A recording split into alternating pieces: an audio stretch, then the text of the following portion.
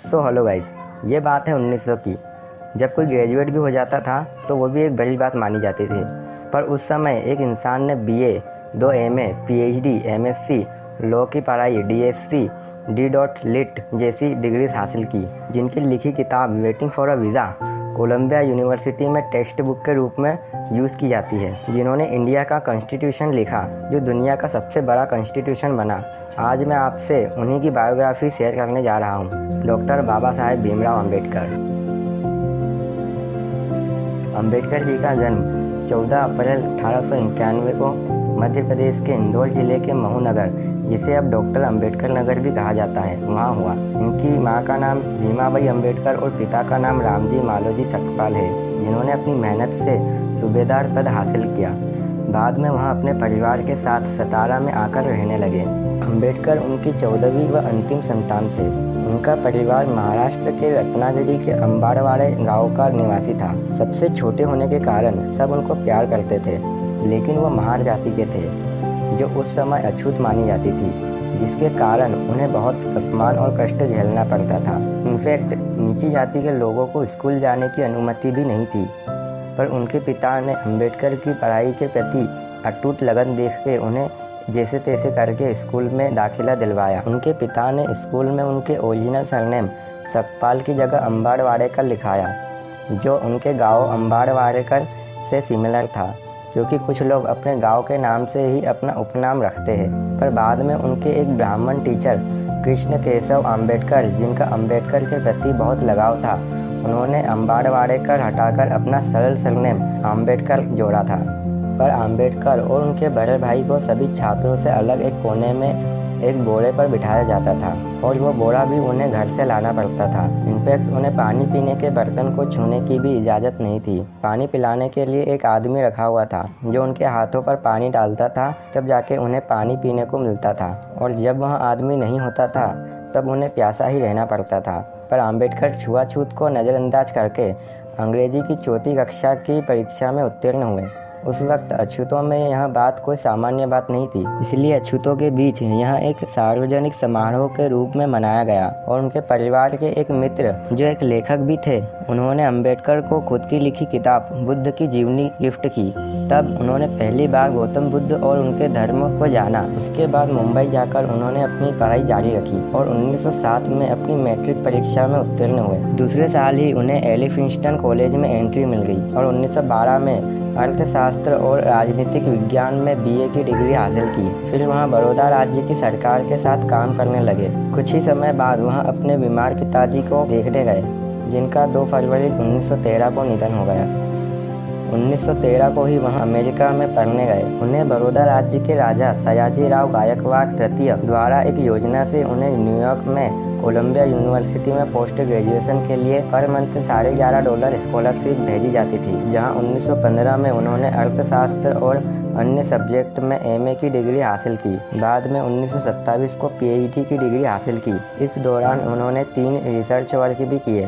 3 साल के लिए मिली स्कॉलरशिप का यूज़ उन्होंने 2 साल में ही अमेरिका में अपना सिलेबस कंप्लीट कर लिया। इसके बाद 1916 में वहाँ लंदन गए, जहां उन्हें लंदन स्कूल ऑफ इकोनॉमिक्स में एंट्री मिल गई और वहां अर्थशास्त्र में अपनी थीसिस पर काम करना चालू किया। पर स्कॉलरशिप खत्म होने के कारण उन्हें बीच में ही मजबूरन वापस लौटना पड़ा। फिर 4 साल के लिए अपनी थीसिस कंप्लीट करने के लिए उन्हें लंदन जाने की अनुमति मिल गई। उसके बाद वहां बड़ौदा राज्य की सरकार की सेवा करने के लिए सेना सचिव के रूप में काम करने लगे। पर छुआछूत के अत्यधिक अत्याचार के कारण उन्हें नौकरी छोड़नी पड़ी। इसके बाद उन्होंने कई सारी जॉब की और 1920 में कोल्हापुर में साहू महाराज और अपने मित्र और अपनी बचत से उन्हें एक बार फिर लंदन जाने का मौका मिला। फिर 1921 में उन्हें एमएससी और 1922 में बैरिस्टर एट लॉ की डिग्री मिली। 1923 में उन्हें डीएससी की उपाधि मिली। जब वह 1918 में प्रोफेसर बने, तब दूसरे प्रोफेसर के छुआछूत के बर्ताव के कारण उन्हें यहाँ भी पानी पीने में बहुत दिक्कतें आई।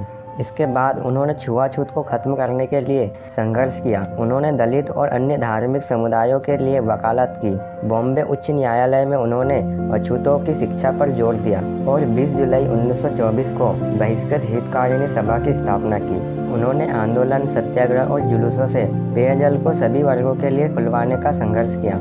अछूतों को मंदिर में जाने के अधिकार दिलाने के लिए संघर्ष किया। 1927 को एक सम्मेलन में उन्होंने प्राचीन पाठ और मनुस्मृति जो छुआछूत और जाति भेदभाव का समर्थन करती है उसे औपचारिक रूप से जला दिया। 25 दिसंबर 1927 को उन्होंने हजारों अपने लोगों के सामने मनुस्मृति की प्रतियां जलाई। 1930 में अंबेडकर ने कालाराम मंदिर सत्याग्रह चालू किया, जिसमें करीब 15,000 लोग, महिलाएं और पुरुष शामिल थे, जो भगवान के दर्शन के लिए चले थे।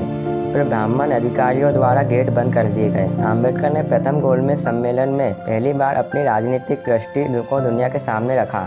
अछूतों में बढ़ती लोकप्रियता के कारण उन्हें 1930 में दूसरे गोलमेज सम्मेलन में आमंत्रित किया गया, जहां उन्होंने अछूतों की एक अलग निर्वाचिका की मांग की और गांधी जी से उनकी बहस भी हुई। गांधी जी ने कहा, अछूतों को अलग निर्वाचिका देने से हिंदू समाज अलग हो सकता है। उन्होंने छुआछूत को हिंदू समाज से भुलाने के लिए कुछ समय की मांग की, पर बहुत समय बीतने के बाद भी छुआछूत खत्म नहीं हुआ। इस कारण 1932 में ब्रिटिश सरकार ने अंबेडकर से सहमति जताते हुए पृथक निर्वाचिका देने की घोषणा की। इस पृथक निर्वाचिका में दलित वर्गों को 2 वोट का अधिकार दिया, जिसमें 1 वोट से दलित अपना प्रतिनिधि चुन सकता है और दूसरे से अन्य वर्ग का प्रतिनिधि चुन सकता है। और गांधी जी ने यह घोषणा सुनते ही प्रधानमंत्री को पत्र लिखा इसे बदलने के लिए। कोई रिप्लाई न आने के कारण उन्होंने मरण व्रत रखा। अंबेडकर को शुरू में कोई फर्क नहीं पड़ा, उल्टा उन्होंने गांधी जी के खिलाफ ही कहा, पर गांधी जी की तबीयत बिगड़ती गई और जनता के दबाव के कारण और अंबेडकर जी को झुकना पड़ा। इसलिए वहां जेलवाड़ा जेल में गांधी जी से मिलने गए और उनके बीच एक समझौता हुआ, जो बाद में पूना पैक्ट के नाम से जाना गया, जिसमें अंबेडकर ने पृथक निर्वाचिका के अधिकार को छोड़ दिया, लेकिन 78 आरक्षित सीटों को बढ़ाकर